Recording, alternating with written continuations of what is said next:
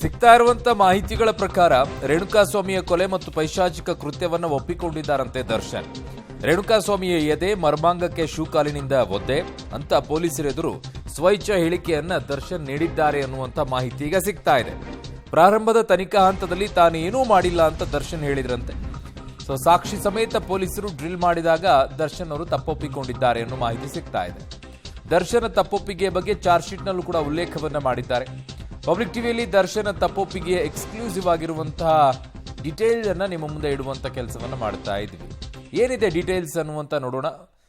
ದರ್ಶನ್ ತಪ್ಪೊಪ್ಪಿಕೊಂಡಿರುವಂತಹ ವಿಚಾರ, ರೇಣುಕಾಸ್ವಾಮಿ ಕೊಲೆ ಮತ್ತು ಪೈಶಾಚಿಕ ಕೃತ್ಯವನ್ನ ಒಪ್ಪಿಕೊಂಡಿರುವಂತಹ ಮಾಹಿತಿಗಳು ಲಭ್ಯವಾಗ್ತಾ ಇದೆ.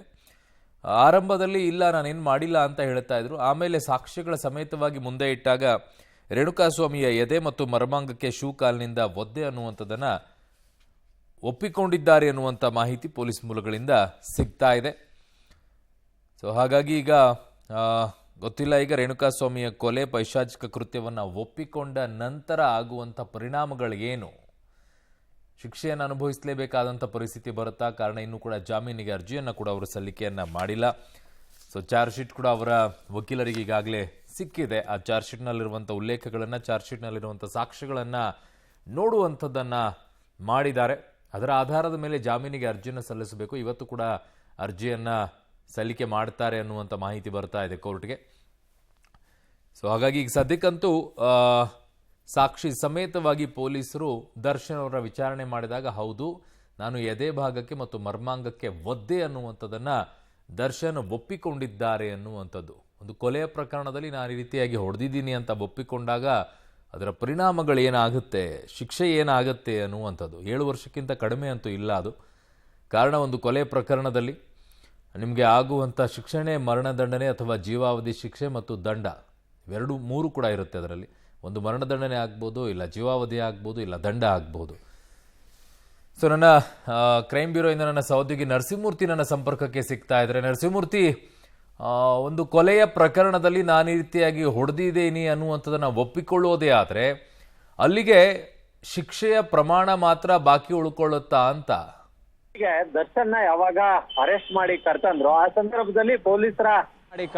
ಆ ಸಂದರ್ಭದಲ್ಲಿ ಪೊಲೀಸರ ಮನಸ್ಸಿನಲ್ಲಿ ಇದ್ದದ್ದು ಎಲ್ಲೋ ಒಂದ್ ಕಡೆ ಇವರ ಹುಡುಗರು ಯಾರಲ್ಲಿ ಶೆಡ್ನಲ್ಲಿ ಇದ್ದಂತಹ ಇತರ ಆರೋಪಿಗಳು ದರ್ಶನ್ ಹೊಡೆಯೋದಕ್ಕೂ ಮುಂಚೆ ಇವರೇನು ಹೊಡೆದಿದ್ರು, ಹೀಗಾಗಿ ಆ ಒಂದು ಏಟಿನಿಂದ ರೇಣುಕಾಸ್ವಾಮಿ ಸಾವನ್ನಪ್ಪಿರಬಹುದು ಅಂತೇಳಿ ಭಾವಿಸಿದ್ರು. ಹೀಗಾಗಿ ಒಂದು 3-4 ದಿನಗಳ ಕಾಲ ದರ್ಶನ್ರನ್ನ ವಿಚಾರಣೆಗೆ ಒಳಪಡಿಸುವ ಕೆಲಸವನ್ನ ಮಾಡಿರಲಿಲ್ಲ.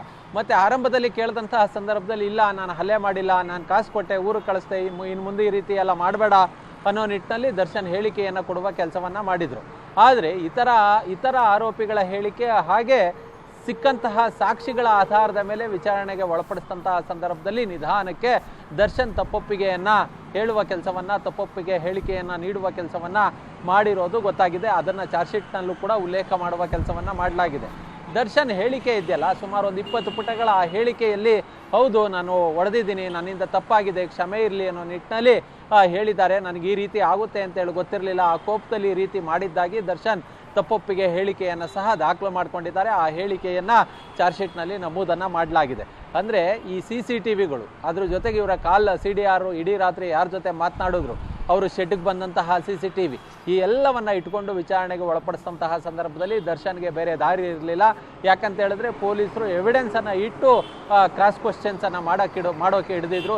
ಈ ಸಂದರ್ಭದಲ್ಲಿ ಇವರು ತಪ್ಪಿನಿಂದ ನುಣುಚಿಕೊಳ್ಳೋದಕ್ಕೆ ಅಥವಾ ಇವರು ಮಾಡಿದಂತಹ ಕೃತ್ಯದಿಂದ ನುಣುಚಿಕೊಳ್ಳೋದಕ್ಕೆ ಇಲ್ಲ ಗೊತ್ತೇ ಇಲ್ಲ ಅನ್ನೋ ನಿಟ್ಟಿನಲ್ಲಿ ಹೇಳ್ತಿದ್ದಂತಹ ಉತ್ತರಗಳಿಗೆ ಇದ್ಯಾವುದಕ್ಕೂ ಕೂಡ ಪೊಲೀಸರು ಸೊಪ್ಪು ಹಾಕದಂತಹ ಸಂದರ್ಭದಲ್ಲಿ ಸತ್ಯವನ್ನು ಒಪ್ಪಿಕೊಳ್ಳದೆ ಬೇರೆ ದಾರಿ ಇರಲಿಲ್ಲ. ಆ ಸಂದರ್ಭದಲ್ಲಿ ಈ ನಡೆದಂತಹ ಘಟನೆಯನ್ನ ಪೊಲೀಸರ ಮುಂದೆ ವಿಚಾರಣೆ ವೇಳೆ ಒಪ್ಪಿಕೊಂಡಿದ್ದಾರೆ. ಓಕೆ, ಹಾಗಿದ್ದಾಗ ತಪ್ಪೊಪ್ಪಿಕೊಳ್ಳುವಂತ ಪರಿಸ್ಥಿತಿಗೆ ಈಗ ಬಂದಿದ್ದಾರೆ ಅನ್ನುವಂಥದ್ದಾದ್ರೆ ಶಿಕ್ಷೆಯ ಪ್ರಮಾಣದಲ್ಲಿ ಯಾವುದೇ ರೀತಿಯಾಗಿ ಕಡಿಮೆ ಅಂತೂ ಆಗೋದಿಲ್ಲ. ಯಾವ ಶಿಕ್ಷೆಯನ್ನ ಕೊಡಬೇಕು ಅದೇ ಶಿಕ್ಷೆಯನ್ನ ಪ್ರಕಟವಾಗುವಂಥದ್ದಿದೆ. ಅಥವಾ ನೀವು ತಪ್ಪೊಪ್ಕೊಂಡ್ಬಿಟ್ಟಿದ್ದಾರೆ ಅಂತಂದಾಗ ಅಲ್ಲಿ ಪ್ರಮಾಣ ಏನಾದರೂ ಕಡಿಮೆ ಆಗುವಂಥದ್ದು ಇದೆಯಾ CRPCಯಲ್ಲಿ? ಅರುಣ್ಣ, ಇದೆಲ್ಲವೂ ಕೂಡ ಟ್ರಯಲ್ ಹಂತದಲ್ಲಿ ನಡೆಯುವಂತಹ ವಿಚಾರಗಳು. ಟ್ರಯಲ್ ಹಂತದಲ್ಲಿ ಬೇರೆ ಬೇರೆ ರೀತಿಯಾಗಿ ಕ್ರಾಸ್ ಎಕ್ಸಾಮಿನೇಷನ್ಗಳು ನಡೆಯುತ್ತೆ. ಅದು ಸಾಕ್ಷಿಗಳ ಕ್ರಾಸ್ ಎಕ್ಸಾಮಿನೇಷನ್ ಇರಬಹುದು ಅಥವಾ ಇವ್ರನ್ನ ವಿಚಾರಣೆಗೆ ಒಳಪಡಿಸಿದಂತಹ ಸಂದರ್ಭದಲ್ಲಿ ನಾವು ಪೊಲೀಸರ ಮುಂದೆ ಭಯಕ್ಕೆ ಅಥವಾ ಅವ್ರು ಹೆದರಿಸಿ ಬದರಿಸಿ ಹೇಳಿಕೆಯನ್ನು ತೆಗೆದುಕೊಂಡ್ರು ಈ ರೀತಿಯಾಗಿ ಸಾಕಷ್ಟು ಇವರ ಪರ ವಕೀಲರು ವಾದವನ್ನು ಮಂಡನೆ ಮಾಡ್ತಕ್ಕಂತಹ ಸಾಧ್ಯತೆ ಇರುತ್ತೆ. ಅದರ ಜೊತೆಗೆ ಪೊಲೀಸರು ಯಾವೆಲ್ಲ ಸಾಕ್ಷಿಗಳನ್ನು ಸಂಗ್ರಹ ಮಾಡಿದ್ದಾರೆ, ಇವರ ರೋಲ್ ಏನು, ಟೆಕ್ನಿಕಲ್ ಎವಿಡೆನ್ಸ್ಗಳು ಯಾವ್ಯಾವ್ದಿದೆ, ಸಾಂದರ್ಭಿಕ ಸಾಕ್ಷಿಗಳು ಯಾವ್ದ್ಯಾವ್ದಿದೆ, ಐ ವಿಟ್ನೆಸ್ಗಳು ಮುಂದೆ ಟ್ರಯಲ್ ನಡೆಯುವ ಸಂದರ್ಭದಲ್ಲಿ ತಮ್ಮ ಹೇಳಿಕೆಯನ್ನು ಯಥಾವತ್ತಾಗಿ ಹೇಳಿಕೆಯನ್ನು ಕೊಡ್ತಾರಾ, ಈಗಾಗಲೇ ಕೆಲವರ 164 ಹೇಳಿಕೆಯನ್ನು ದಾಖಲು ಮಾಡಲಾಗಿದೆ, ಅವರು ಮುಂದೆ ಯಾವ ರೀತಿಯ ಹೇಳಿಕೆಯನ್ನು ಕೊಡ್ತಾರೆ, ಇವೆಲ್ಲವೂ ಕೂಡ ಮುಂದೆ ಕೋರ್ಟ್ನಲ್ಲಿ ತೀರ್ಮಾನವಾಗುವಂತಹ ವಿಚಾರಗಳು.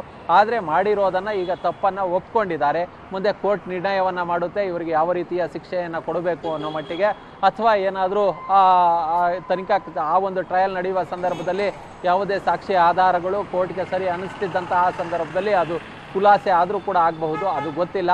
ಅದು ಪೊಲೀಸರು ಯಾವ ಮಟ್ಟಿಗೆ ಇನ್ವೆಸ್ಟಿಗೇಷನನ್ನು ಮಾಡಿರ್ತಾರೆ, ಯಾವೆಲ್ಲ ಸಾಕ್ಷಿಗಳನ್ನು ಕಲೆ ಹಾಕಿರ್ತಾರೆ, ಅದರ ಮೇಲೆ ನಿರ್ಣಯವಾಗ್ತಕ್ಕಂತಹದ್ದು. ಓಕೆ ನರಸಿಂಹಮೂರ್ತಿ, ನಿಮ್ಮೆಲ್ಲ ಮಾಹಿತಿಗೆ ಧನ್ಯವಾದಗಳು.